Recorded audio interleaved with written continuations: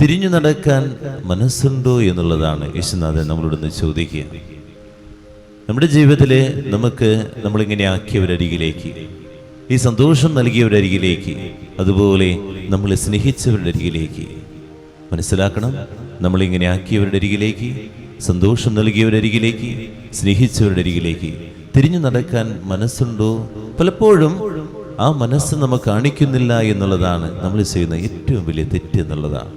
10 കുഷ്ഠരോഗികളിൽ നമ്മൾ മനസ്സിലാക്കണം, ഈ കുഷ്ഠരോഗം എന്ന് പറഞ്ഞു കഴിഞ്ഞാൽ വെറുതെ ഒരു രോഗമെന്നല്ല. ഒരു ജനക്കൂട്ടത്തിന്റെ അരികിൽ പോലും 10 പേർക്ക് പോകാൻ പറ്റാത്തൊരവസ്ഥയാണ്.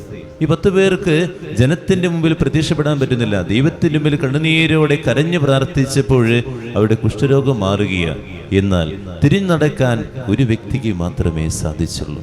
ഇതുപോലൊക്കെ തന്നെയാണ് നമ്മുടെയൊക്കെ ബന്ധങ്ങളും നമ്മുടെയൊക്കെ ജീവിതങ്ങളും. തിരിഞ്ഞു നടക്കുന്നവർ കുറവാണ്.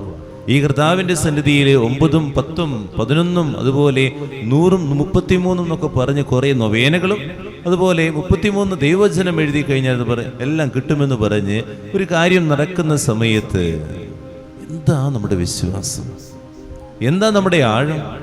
എന്നാൽ കിട്ടിക്കഴിഞ്ഞിട്ട് ഞാൻ തിരിഞ്ഞു നടക്കുന്നുണ്ടോ? കിട്ടിക്കഴിഞ്ഞിട്ട് ഞാൻ തിരിഞ്ഞു നടക്കുന്നുണ്ടോ?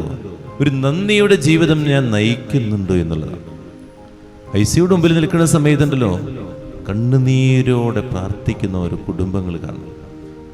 ജീവനൊക്കെ തിരിച്ചു കിട്ടിക്കഴിഞ്ഞ് കുറച്ച് നാൾ കഴിയുമ്പോൾ വീണ്ടും അവൻ പഴയ വഴിയിലൂടെ തന്നെ നടക്കുകയാണ്. ഇത്രയും വലിയ അപകടങ്ങളിൽ നിന്ന് കർത്താവ് അനുഗ്രഹിച്ച് പരിപാലിച്ച് തിരിച്ചു കൊണ്ട് വന്നു കഴിഞ്ഞിട്ട് ആ കർത്താവിൻ്റെ അരികിൽ വന്ന് എല്ലാ ദിവസവും ബലിയർപ്പിച്ച് ബലിപീഠത്തിൻ്റെ അരികിലേക്ക് തിരിഞ്ഞു നടക്കാൻ എനിക്ക് മനസ്സുണ്ടോ എന്നുള്ളതാണ് നമ്മൾ ചിന്തിക്കേണ്ടത്. കിട്ടുന്നത് വരെയാണ് നമുക്കൊക്കെ സന്തോഷമുള്ളൂ.